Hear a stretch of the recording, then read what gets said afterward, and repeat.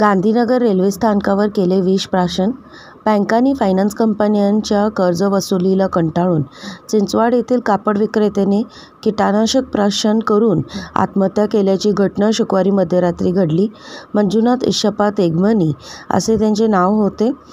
या प्रकरणी गांधीनगर पोलीस ठाण्यात घटनेची नोंद झाली असून मूळ कर्नाटकातील बागलकोट येथील तेगमनी ह्या कुटुंबासमवेत 10 ते 12 वर्षांपूर्वी चिंचवड येथे वसवाट आले होते.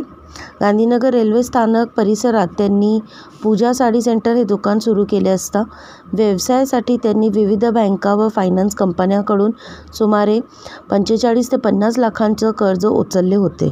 मात्र व्यवसायातील मंदीमुळे त्यांचा आर्थिक डोलारा कोसळला. काही दिवसांपासून बँका आणि फायनान्स कंपन्यांकडून कर्ज वसुलीसाठी तगादा सुरू होता.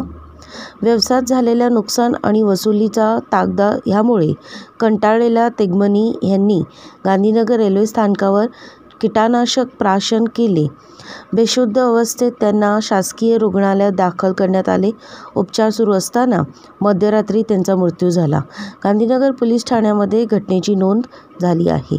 अशाच आणखी बातम्या जाणण्यासाठी सिंधुस्तार चॅनल लाईक करा. धन्यवाद.